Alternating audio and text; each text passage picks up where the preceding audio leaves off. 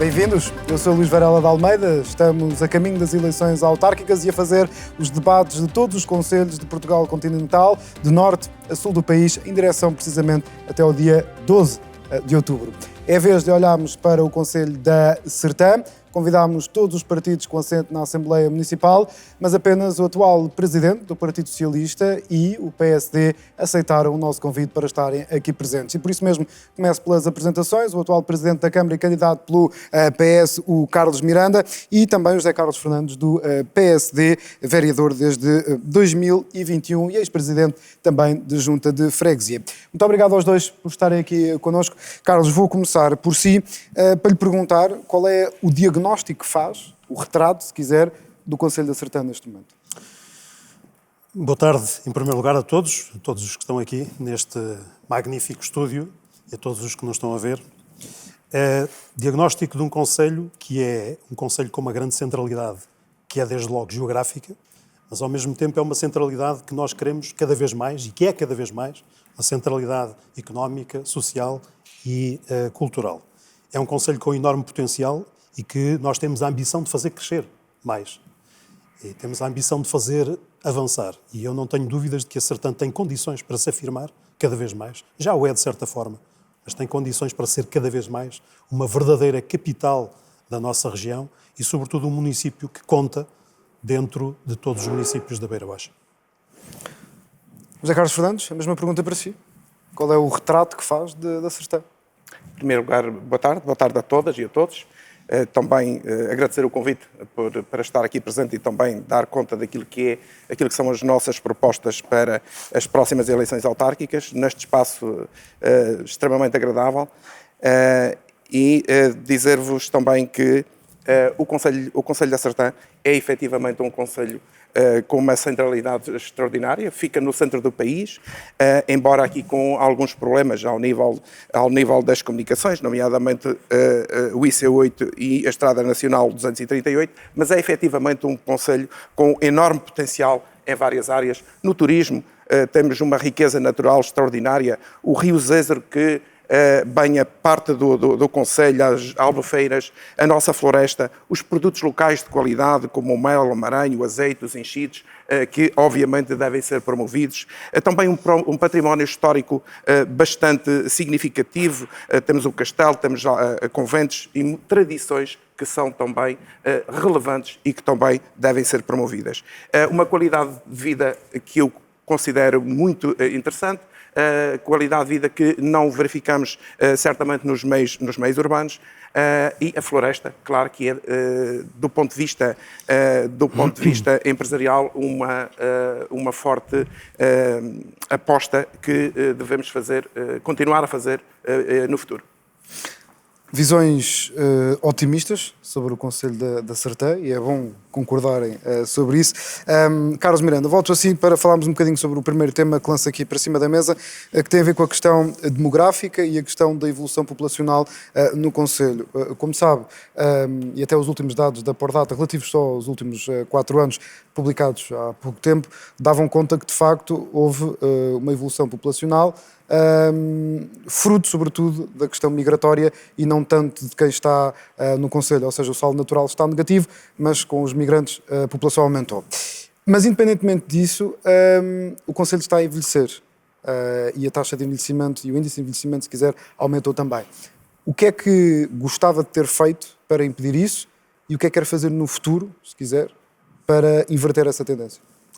Bem, em primeiro lugar, dizer que nos últimos tempos, essa tendência já se inverteu. E eu vou contar-lhe o seguinte. Poucos meses depois de eu ter sido eleito presidente, este é o meu primeiro mandato, portanto, em 2021 ainda, eu fui convidado, juntamente com outros presidentes de Câmara... Conquistou a Câmara precisamente ao PSD. Exatamente. Fui convidado, nessa altura, juntamente com outros presidentes de Câmara, para uma apresentação de um estudo muito importante sobre projeções demográficas para a Beira Baixa. E eu posso lhe dizer que, portanto, há 4 anos atrás, no final dessa apresentação, todos nós, presidentes de Câmara, saímos daquela apresentação com esse estudo e com a noção de que os nossos concelhos estavam em vias de desaparecimento. Ora, a realidade em 4 anos, encarregou-se de desmentir esse estudo. E, na verdade, nós, neste momento, já estamos em crescimento. De há 3 anos a esta parte, o agrupamento de escolas da Sertã tem visto aumentar muito significativamente o número de alunos, o que traduz, de facto, aquilo que está a acontecer no Conselho. E repare que este aumento, que é de há 3 anos a esta parte, contraria uma tendência de queda das últimas décadas. Todos os anos, desde há mais de 30 anos, que o número de alunos na Sertã caía sistematicamente todos os anos. E de há 3 anos a esta parte começou a crescer. É evidente que deve-se a fenómenos migratórios, como disse, mas não só. E nós temos aqui um outro fenómeno que é muito importante para nós, é que nós neste momento temos casais jovens que regressam porque, de certa forma, com a pandemia também se descobriu que a certa altura se pode também trabalhar a partir de casa graças às novas tecnologias. E, portanto, nós hoje em dia temos já estas duas realidades. O fenómeno migratório, sim, mas também regresso de casais jovens. De resto, também há regresso de outras famílias mais idosas que estavam a viver no estrangeiro ou estavam a viver em Lisboa, por exemplo. E nós vemos isso nas nossas aldeias com uma enorme quantidade de casas a serem recuperadas. Portanto, nota-se uma dinâmica hoje em dia que no território que nós não tínhamos nos últimos anos. Então porquê é que os dados não refletem essa visão que nos está a retratar? Os dados não são dados de 2025, certamente. São dados de... Portanto, aquilo que me está a dizer é só relativo a este ano. Eu estou-lhe a dizer relativamente aos últimos 2, 3 anos, sim. E de certeza que esses dados não refletem este movimento. Nos últimos 2, 3 anos, por exemplo, a taxa de envelhecimento aumentou. Está nesta altura, a taxa de envelhecimento não, a população com mais de 75 anos está nesta altura nos 32%, quando, por exemplo, em 2017 estava em 29,3%. Portanto, 2017 até agora.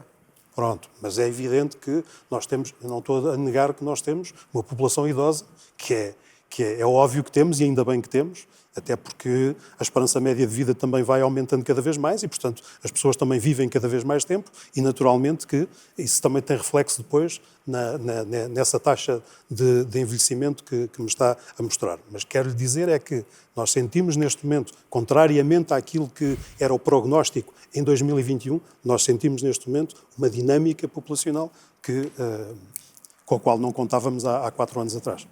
José Carlos Fernandes, sente esta dinâmica populacional?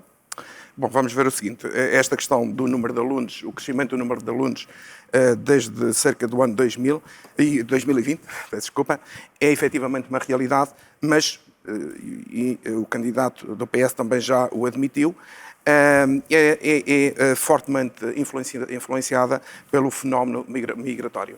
Portanto, há efetivamente um número de alunos estrangeiros que é muito significativo e que chegam ao agrupamento de escolas da Sertã. Só para termos uma ideia, neste momento só para o contexto, temos mais de 200 alunos que têm nacionalidade estrangeira e mais de 25 nacionalidades. É que e este é um fenómeno que é transversal ao país, não é exclusivo do Conselho da Sertã. Este estudo da Pordata, há até menos 20 alunos no ensino secundário em comparação com 2021 e depois há mais 20 alunos no total, com mais 18 no pré-escolar e mais 22 no ensino básico. Portanto, são números que, perante aquilo que me está a dizer e aquilo que me disse também, curtos para o que os dois estão a dizer.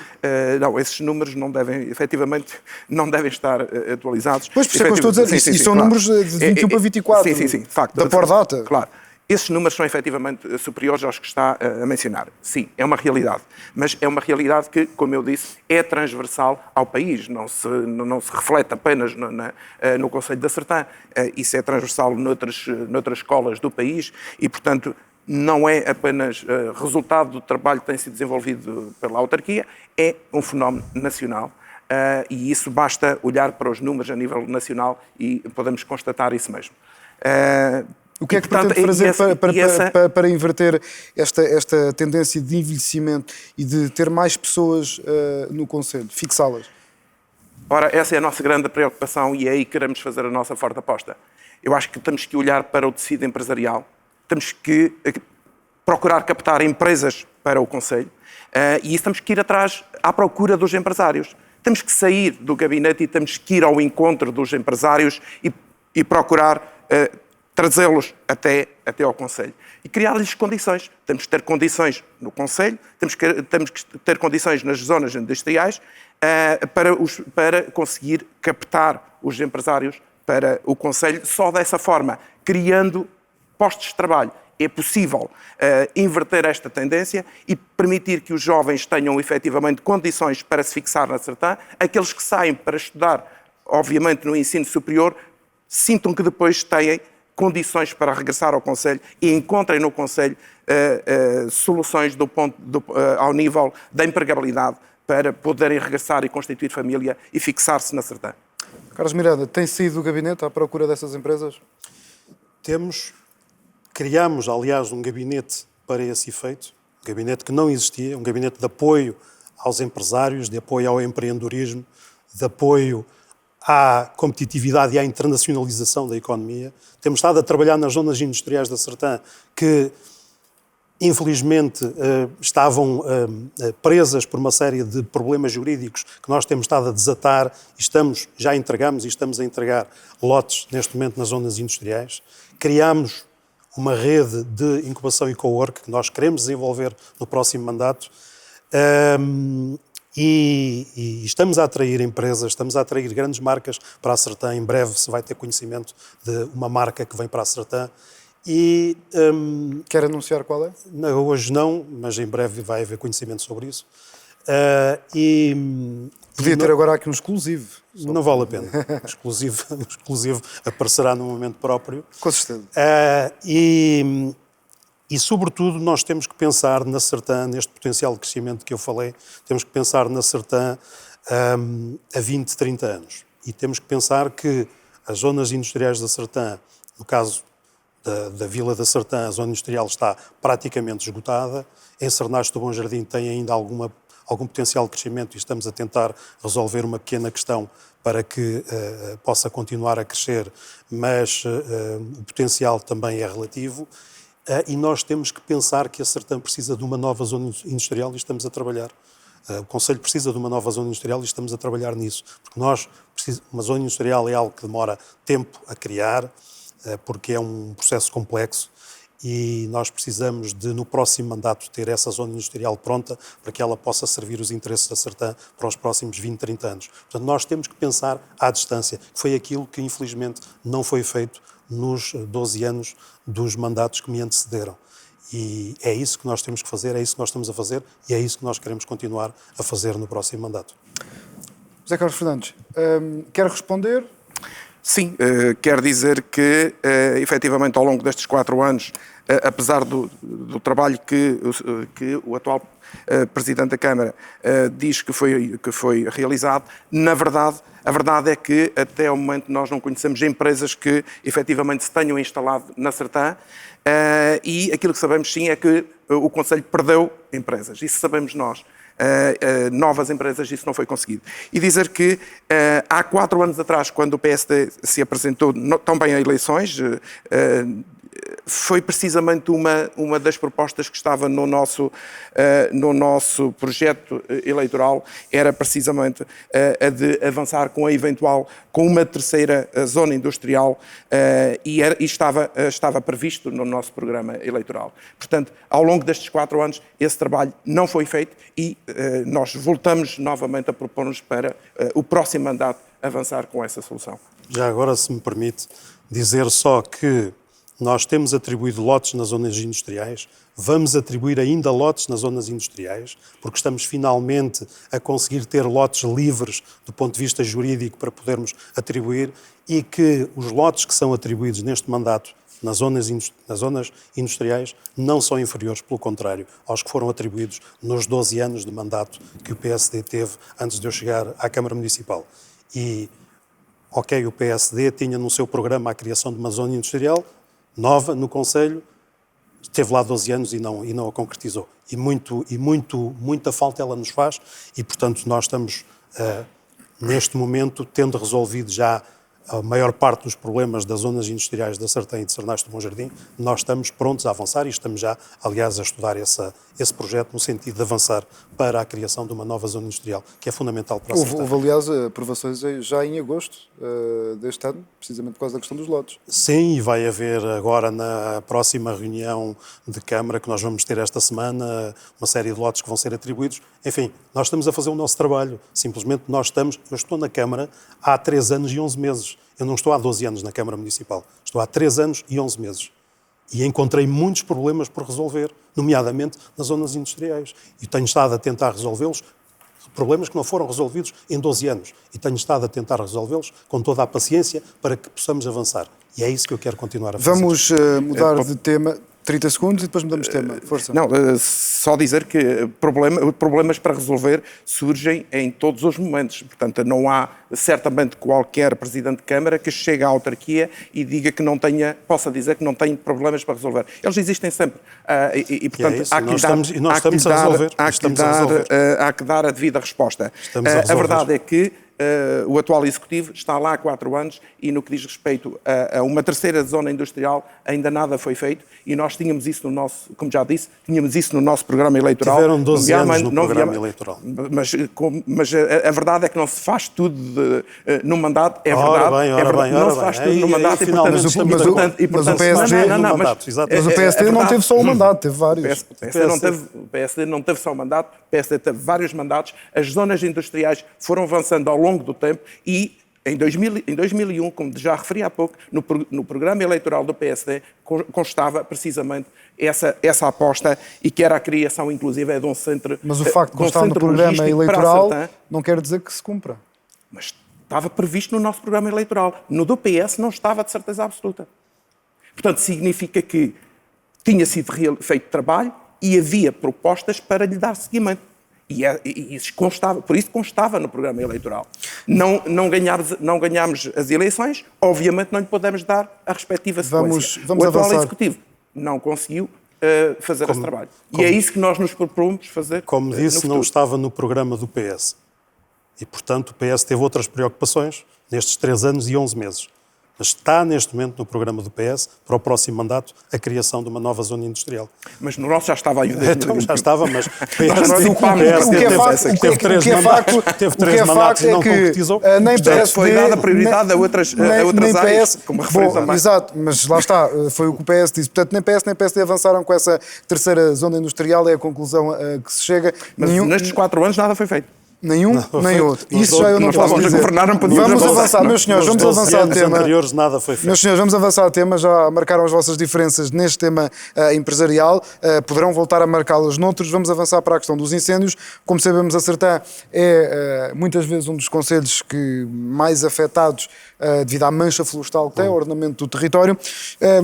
Carlos Miranda, pergunto-lhe, neste mandato, o que é que fez para a questão da prevenção dos incêndios, sabendo bem que é uma coisa muito complexa, que há território que não depende da Câmara Municipal, mas enquanto autarca, o que é que fez e o que é que gostava de fazer?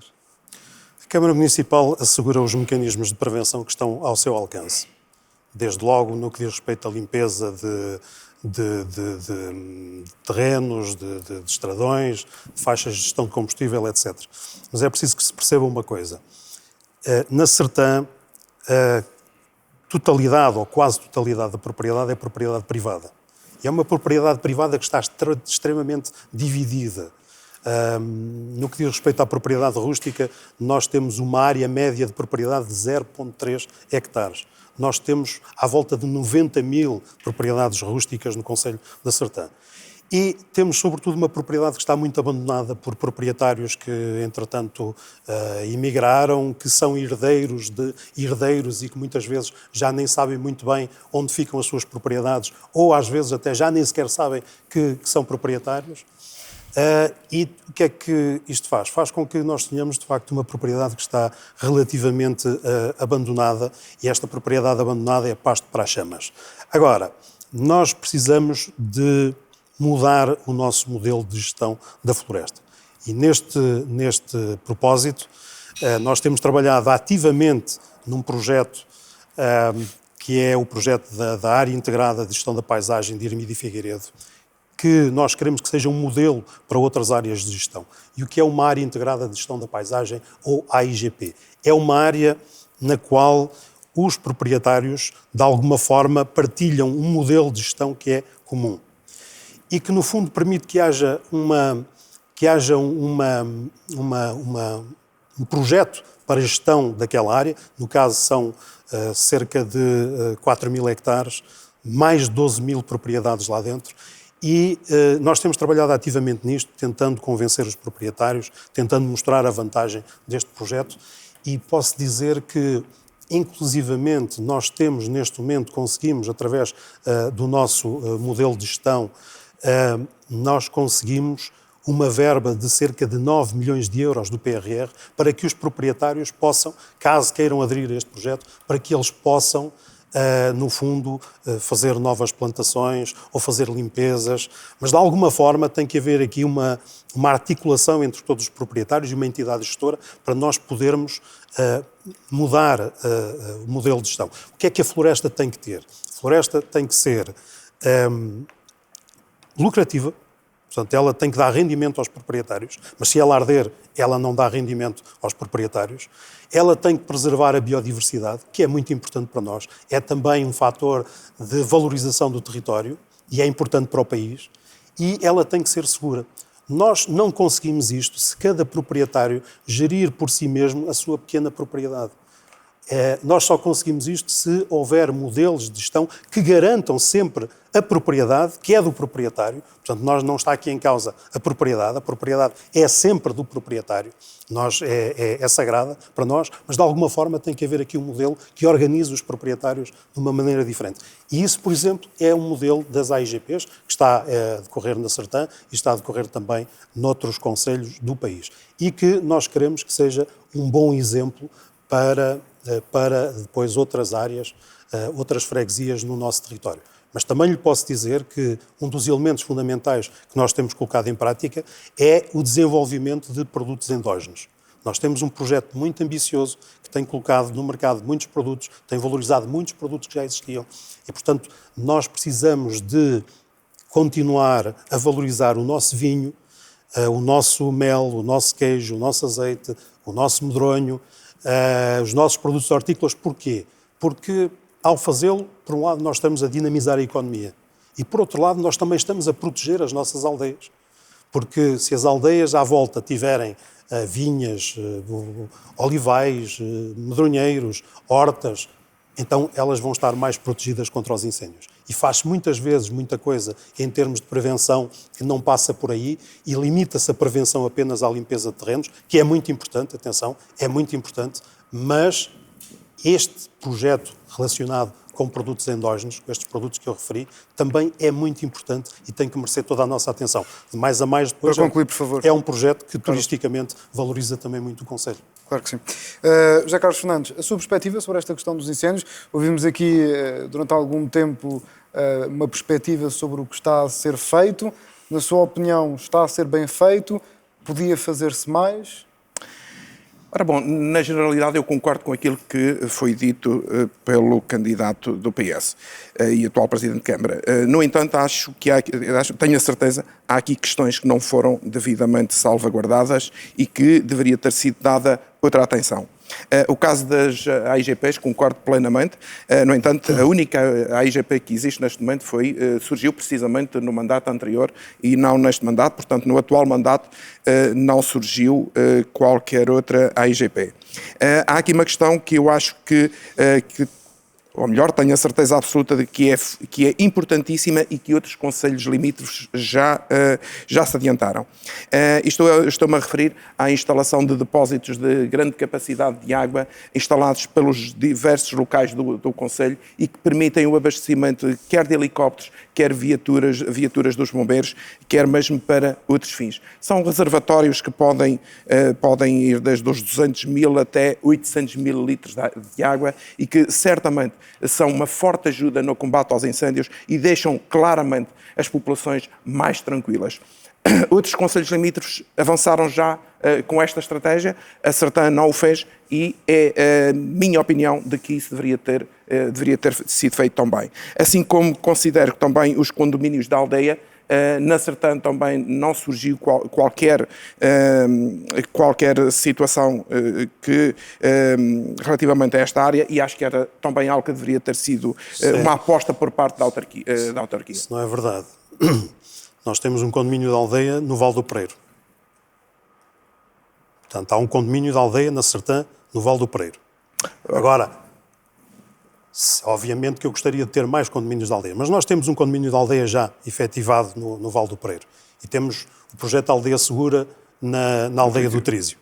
Agora, é preciso mais? É seguramente. Nós temos é que pensar uma coisa. Não é fácil introduzir estas alterações nas nossas aldeias, porque muitas aldeias já estão muito pouco habitadas e isto implica um envolvimento das pessoas. A minha intenção é, de facto, continuar a criar condomínios de aldeia, mas, efetivamente, nós já temos já criámos esse condomínio de aldeia. Resistência da população? A questão não é tanto de resistência, muitas vezes é a ausência da população, sobretudo dos mais novos.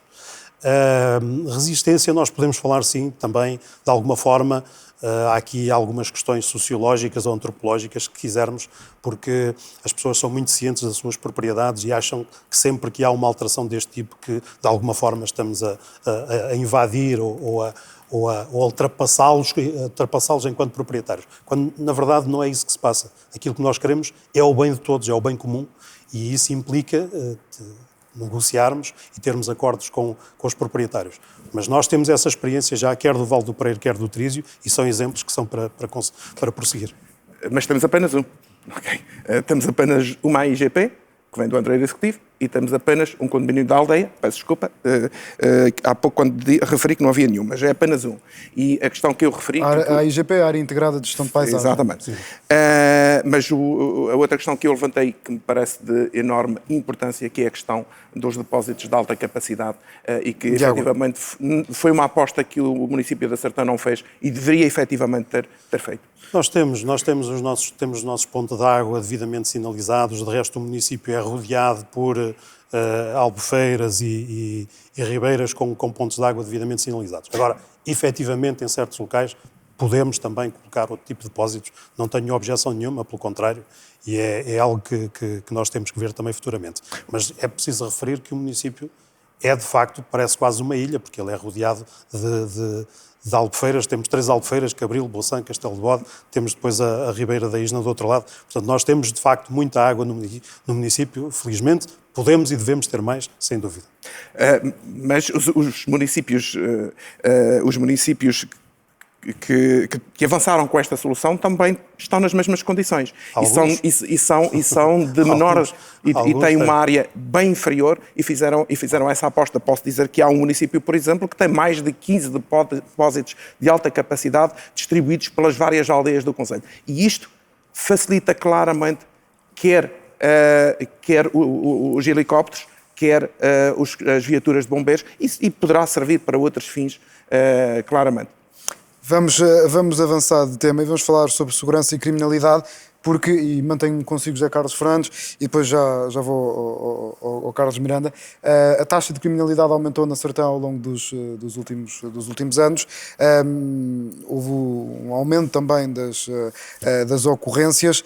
Pergunto-lhe se acha que a Câmara Municipal poderia fazer mais, se isto tem a ver apenas e só com uma questão de falta de efetivos e é preciso pressionar o Governo a que isso aconteça, ou, da sua opinião, está a haver aqui uma falta/má gestão deste pelouro? Eu peço desculpa por estar a interromper neste momento, mas onde é que foi buscar esses dados? Os dados foi buscá-los ao Gabinete de Estudos e Estratégias do Governo. É que não é essa a informação. Posso dizer, por exemplo, que a taxa de criminalidade era de 21,7% em 2017, em 2023 nos 31%. Não é essa a informação que eu tenho do Comando Territorial, mas são os dados que eu tenho aqui. Pode vê-los. Já aqueles dados da Pordata que estava sobre o aumento da população escolar também estão completamente errados. Esse aí, não sei de facto onde é que... São dados do Governo. Pois, confesso que também não tinha propriamente esses dados. De qualquer das formas, penso que a autarquia, efetivamente, superiormente, tem que dar conta desta, a ser assim, desta realidade e procurar, efetivamente, que a nível das forças de segurança ocorra um reforço para procurar minimizar esse problema. Isso tem acontecido também, por exemplo, ao nível da escola segura.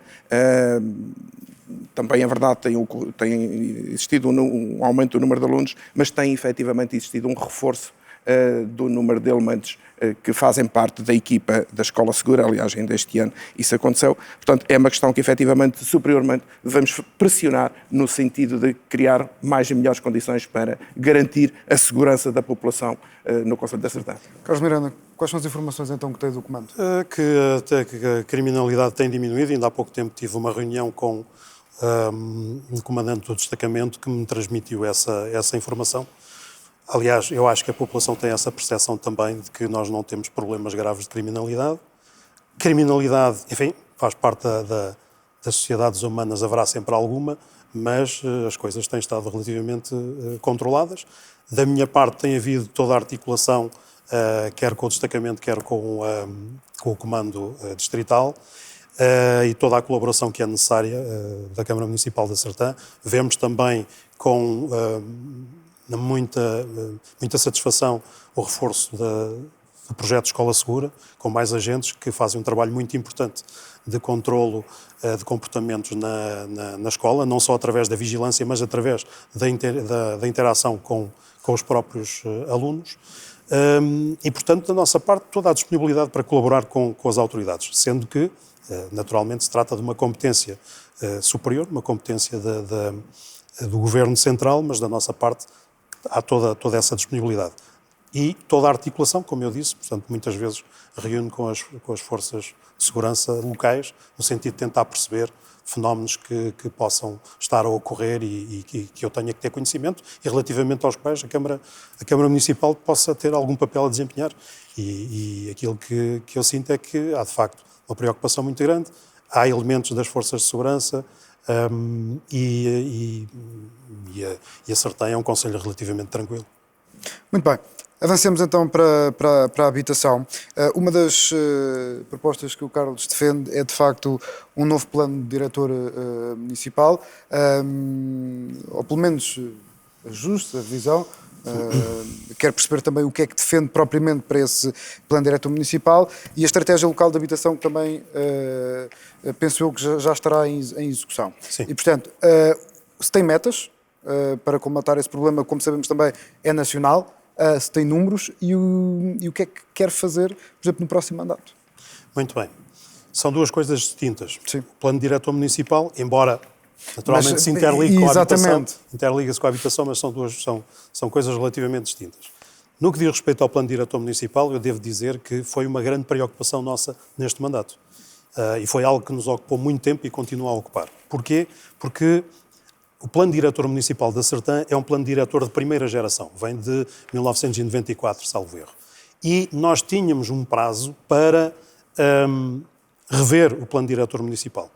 Nós tínhamos até dezembro de 2024 para chamar a Comissão Consultiva do Plano Diretor Municipal. São cerca de 30 elementos. E para chamar a Comissão Consultiva nós tínhamos que ter todos os documentos do Plano Diretor Municipal, que não é apenas um elemento, são cerca de 30 documentos diferentes, tínhamos que ter esses documentos prontos.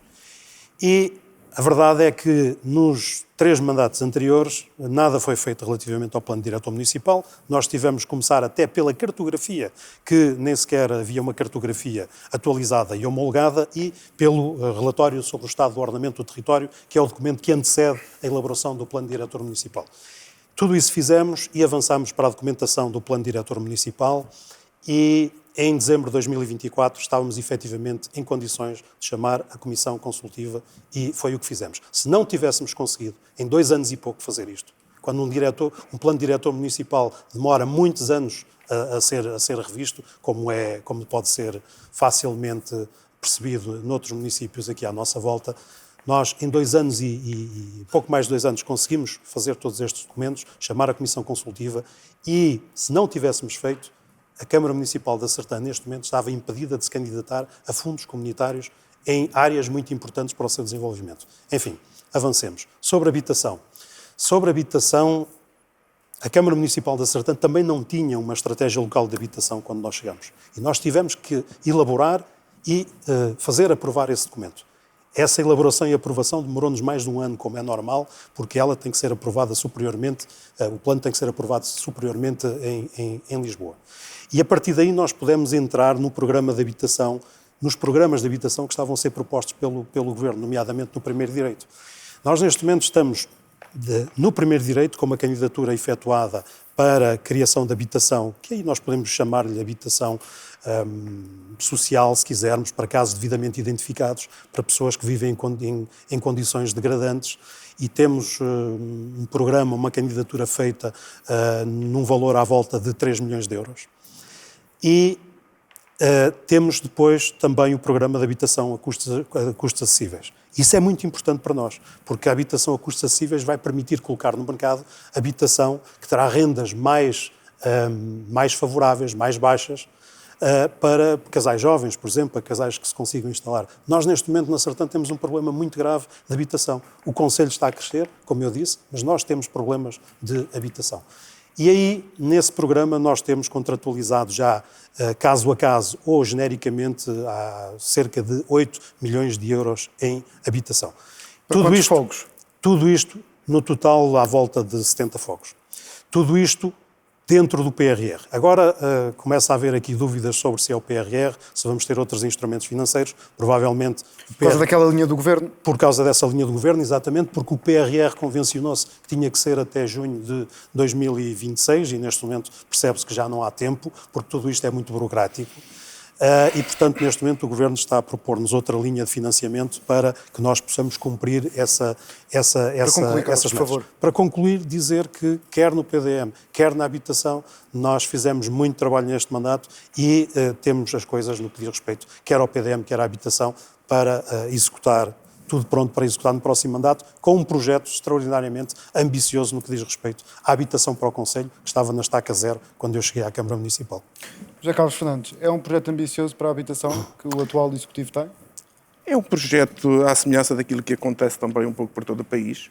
É uma questão que não é meramente local, é uma questão que é a nível nacional e, portanto, cuja resposta, obviamente, está a ser dada por todos os municípios e tem que ser este o caminho, efetivamente, a ser seguido. No entanto, eu queria aqui dizer o seguinte, o PDM, a verdade é que estamos no final deste mandato e o PDM efetivamente não está concluído, creio mesmo que não está em situação de poder ser concluído nos próximos tempos e, portanto, também aqui o PS não conseguiu de forma alguma dar a devida resposta. No que diz respeito à estratégia local de habitação, é verdade que ela não existia, mas é verdade que ela não existia em muitos outros concelhos e concelhos limítrofes que aprovaram também a estratégia local de habitação mais ou menos na mesma altura em que a Sertã também o fez.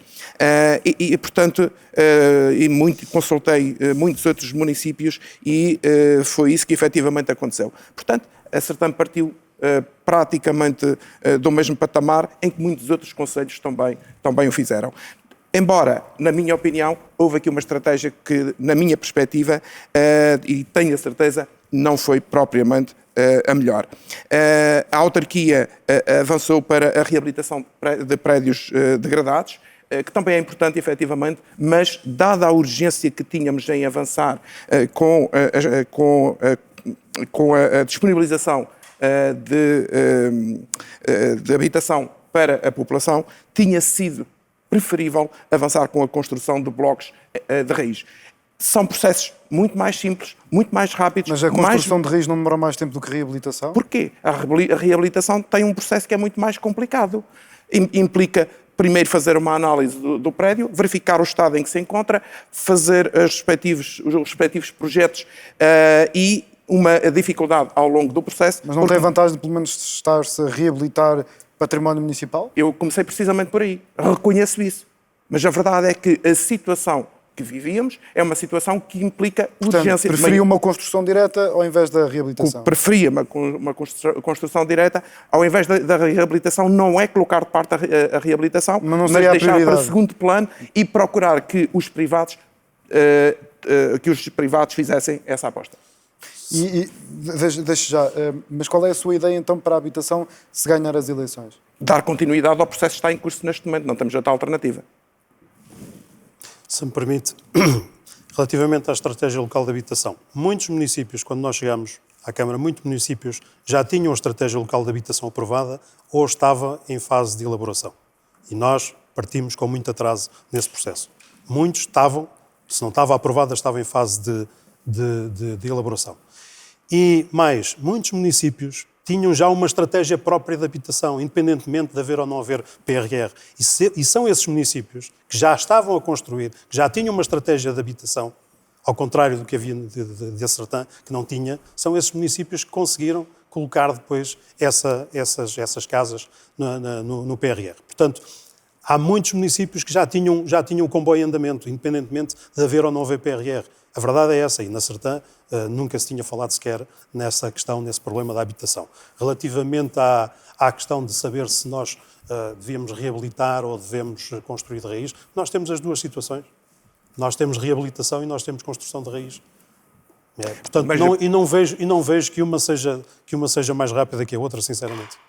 Não, eu, quanto a isso, não tenho dúvidas. Se for a construção de raiz, ela é mais rápida. Todo o processo é mais rápido e com uma enorme vantagem. É possível replicar com enorme facilidade. O mesmo não acontece na reabilitação, porque cada caso é um caso. Mas nós temos os projetos feitos quer para a construção de raiz, quer para a reabilitação. Por exemplo, no caso da Rua A, que nós estamos agora, projeto com 40 anos, que nós estamos agora finalmente a levar a cabo, nós temos previsto e aprovado e já contratualizado com a IRU 4 blocos de apartamentos para construir ali à beira da Rua A. Mais de 20 focos e cerca de... Mas não foi essa a primeira prioridade. E cerca de 3 milhões de euros de investimento. Portanto, agora, se nós temos a possibilidade, através de fundos que são do PRR ou são de outro sítio qualquer, de melhorar a habitação no concelho e, simultaneamente, resolver alguns problemas de património degradado que nós temos no centro históricos, então temos que matar 2 coelhos de uma cajadada. E foi aquilo que nós fizemos. Mas também lá temos, como eu disse, os blocos para construir. Mas eu comecei precisamente por referir que a questão da reabilitação, eu não discordo, agora, entendo que deveria ter ficado para um segundo plano e o primeiro deveria ter sido a construção de blocos de raiz. Essa teria sido a minha aposta. É a mesma coisa. Vamos falar um bocadinho também sobre mobilidade. Sobretudo, queria-me concentrar aqui na Estrada Nacional 238. Já estão a haver as obras perdão, de estabilização dos taludes entre uns quilómetros, agora não sei de cor, como é lógico, e essas obras iniciaram este ano. Pergunto-lhe o que é que pode fazer, uma vez que é da responsabilidade da Infraestruturas de Portugal, mas o que é que uma Câmara pode fazer para minimizar os impactos, porque os problemas persistem, é uma via que é muito reivindicada por quem mora aqui, portanto, o que é que se compromete a fazer sobre isso? Aquilo que tenho feito até agora e que tem sido, junto do Poder Central, reivindicar a requalificação, a beneficiação, chamem-lhe o que quiserem, da Estrada Nacional 238. Repare, o que lá estão a fazer nos taludes, eu tive a ocasião de dizer diretamente à responsável da Infraestruturas de Portugal que percebo, é uma questão de segurança e, portanto, eu não posso estar contra, porque é uma questão de segurança das pessoas que circulam naquela estrada, mas não é nada daquilo que nós queremos. Não é nada daquilo que nós queremos. O que nós queremos na Estrada 238 é um traçado que permita uma circulação com alguma fluidez. Um traçado que tenha zonas de ultrapassagem, que tenha curvas que são extraordinariamente acentuadas, essas curvas têm que ser suavizadas. Portanto, pode ser o traçado atual devidamente alargado ou pode ser um traçado alternativo, mas tem que haver condições de circulação mínimas que aquela estrada não tem.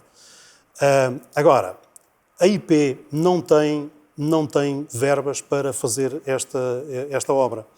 E, portanto, tem que haver uma decisão política do Governo, do Ministério das Infraestruturas, porque a IP só tem verbas para fazer reparações. É o que está a fazer. E para isso é preciso que haja uma decisão política. E para haver uma decisão política tem que haver também, em Lisboa, alguma estabilidade. Eu posso lhe dizer, eu sou Presidente de Câmara há 3 anos e 11 meses e eu já conheci 4 governos diferentes em Lisboa. E, portanto, cada vez que um governo chega, lá vou eu falar com o Ministro das Infraestruturas. Mas já reuniu e tentar, com o Ministro? Já reuni com vários Ministros das Infraestruturas, E qual tem sido o feedback? inclusivamente com o atual Ministro das Infraestruturas. E posso lhe dizer que, no momento em que a estrada esteve mais próxima de avançar, em que havia já um compromisso verbal, mas era um compromisso que eu considero que era um compromisso sério, porque envolvia o Ministro João Galamba e a Ministra da Coesão, Ana Abrunhosa. Depois o Governo acabou por cair e tivemos que voltar à estaca zero. E também já estive reunido com este Ministro das Infraestruturas. E o que é que este Ministro lhe disse? Enfim, este Ministro tem muitas obras, tem muitas prioridades, não me disse que não, também não disse que sim, portanto nós vamos ter que insistir. Não só na questão da 238, mas na questão também do IC8, que é fundamental para nós, e aliás não é só para nós, é uma via estruturante para toda a região centro, e noutras situações... Deixe-me ouvir também agora a Sim. perspectiva do José Carlos Fernandes sobre esta questão. Vou partir do princípio, se me é permitido, considerar que concorda com parte do que aqui foi dito. Claro, concordo, claro que são vias estruturantes e que, obviamente, pena é que não estejam já, que estes projetos não estejam já concretizados. O atual Executivo não conseguiu até agora que qualquer uma destas vias efetivamente fosse contemplada a nível das estradas de Portugal. E, portanto, aquilo que pretendemos fazer e aquilo que faremos é pressionar fortemente, temos que sair do gabinete e temos que ir ao encontro do Ministro das Infraestruturas, nem que tenhamos que montar um escritório em Lisboa para permanecer em Lisboa e pressionar até conseguir que estas obras efetivamente sejam uma realidade, porque elas são efetivamente estruturantes para o Conselho e não só para o Conselho, para toda a região. E para além destas duas estradas, temos também outras sugestões que pretendemos fazer ao Ministro das Infraestruturas. Isso vos garante aos municípios da Sertã que vamos fazer essa forte pressão e procurar que efetivamente estas obras sejam uma realidade no Concelho da Sertã. E quais são as outras sugestões? Estava à espera que me dissesse. Não, temos outras. Diga-me uma ou duas. Vou-lhe dar um exemplo, uma alternativa à Estrada Nacional 238, mas que não a queria de momento revelar ainda, mas que a temos em carteira para, junto do Ministro das Infraestruturas, a possamos apresentar como uma solução alternativa. Mas temos efetivamente essa proposta. Última pergunta, que é igual Dizer-me só- para os dois. Força, 30 segundos. É porque já leva aqui uma vantagem de tempo em relação ao José Carlos Fernandes. Não quero. É só por isso. Não quero dizer também Dou-lhe 30 segundos. que nós tivemos a ocasião também de intervir no que diz respeito à discussão sobre o plano ferroviário, reivindicando também a ferrovia para a Sertã. E também dizer que, neste momento, no que diz respeito a transportes públicos, nós temos soluções muito interessantes na Sertã, nomeadamente uma solução de transporte que é muito flexível, muito inteligente, que nós chamamos de transporte a pedido e que nós queremos reforçar. Eu ainda relativamente à mobilidade queria também dizer aqui algo mais, dizer que para a Vila da Sertã entendemos que é fundamental a elaboração de um plano de mobilidade. E esse plano de mobilidade tem que ser analisado com alguma cautela. Não basta apresentar soluções, meras soluções, sem que elas sejam devidamente estudadas. E para mim é fundamental elaborar um plano para a mobilidade na Sertã. É preciso perceber quais são efetivamente os problemas que temos no centro da vila, é preciso procurar soluções e estudá-las. Do ponto de vista técnico, é importante que este trabalho seja feito para que depois, do ponto de vista político, a decisão seja efetivamente a decisão mais acertada. Eu quero aqui lembrar que ainda na última edição da Comarca da Sertã, li um artigo que me pareceu extremamente interessante do arquiteto Hipólito, que dizia precisamente isto mesmo. Não basta apresentar soluções de última hora, é importante desenvolver um plano baseado efetivamente num estudo daquilo que são os problemas da vila e as hipóteses para resolver esses problemas. Depois disso, então, a decisão política deve Chegamos só para dizer que... Se vão estar sempre assim, depois esticamos o... Eu deixei de responder, portanto agora sou o que peço para me deixarem falar. A oposição está a dizer isto porque sabe precisamente que há um plano e que não é de última hora, porque demorou mais de 2 anos tem um plano, a ser e dia criado. 12 de outubro os sertanenses vão julgar quem é que tem... Os sertanenses, exatamente, vão obviamente julgar quem é que tem o melhor plano. Carlos Miranda, última questão é igual para os dois. Primeira medida que vai tomar se for reeleito Presidente da Câmara? Continuidade, deixe-me adivinhar. Continuar aquilo que eu tenho estado a fazer. Muito bem. Está respondido. Continuar o que eu tenho estado a fazer. José Carlos Fernandes, a última a falar, só quero uma medida concreta, visível, plausível, que vai tomar assim que assumir funções. Fazer aquilo que é para nós a grande aposta, que é dar maior relevância ao tecido empresarial e procurar captar empresas para o Conselho e procurar emprego para, nomeadamente para a nossa juventude, para tentar fixar a nossa juventude no Conselho. José Carlos Fernandes, Carlos Miranda, muito obrigado aos dois por terem aceitado o nosso convite uma vez mais. Fica por aqui este debate sobre o Conselho da Sertã. Continuem connosco, estamos a contar Portugal.